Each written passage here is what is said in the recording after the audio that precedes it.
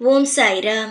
என் அன்பு செல்லமே, என்னுடைய அழகான தங்கமே, இந்த நாளுக்காகத்தான் நான் காத்திருந்தேன். மிகப்பெரிய விஷயத்தை நடத்தி வைக்கலாம். எத்தனை நாள்தான் உனக்கும் நான் சோகத்தையே தந்தது. இதற்கு பிறகு சோகமே உன் வாழ்க்கையில் இருக்கக்கூடாது என்று முடிவெடுத்து விட்டேன். பல பேருக்கு உன்னுடைய வாழ்க்கையை பார்த்தால் கேலியும் கிண்டலுமாக இருக்கிறது. எப்பொழுதும் உன்னை பார்த்தால் என்ன தெரியுமா பேசுகிறார்கள்?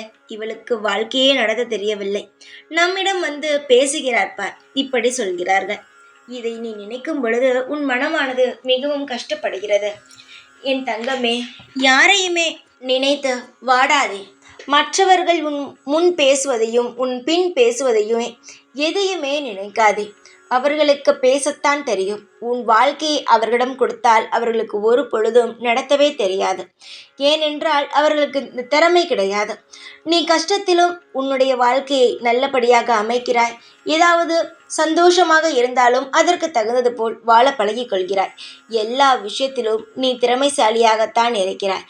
உன்னுடைய வாழ்க்கையை அவரிடம் ஒப்படைத்தால் கொடுத்தால் நிச்சயமாக உன் வாழ்க்கையை உன்னை போல் வாழ நடத்த தெரியாது. தங்கமே, உன் வாழ்க்கையை வாழ்ந்து பார்த்தால் மட்டும்தான் அதில் எவ்வளவு கஷ்டங்கள் இருக்கிறது என்பது புரியும்.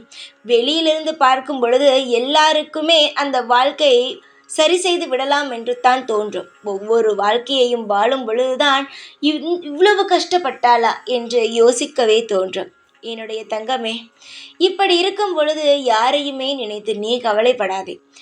அவர்கள் நிச்சயமாக அவர்களுக்கு தண்டனைகள் கிடைக்கும் பொழுது வாழ்க்கையை பற்றி உணர்வார்கள்.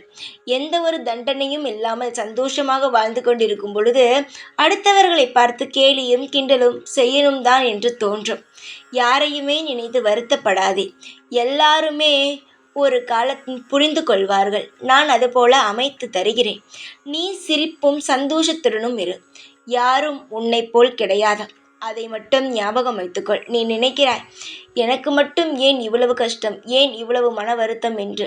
ஒன்று தெரிந்து கொள், உனக்கிருக்கும் திறமை மற்றவர்களுக்கு கிடையாது. எதுவுமே இல்லை என்றாலும் வாழ்வாய், எல்லாம் கொடுத்தாலும் வாழ்வாய்.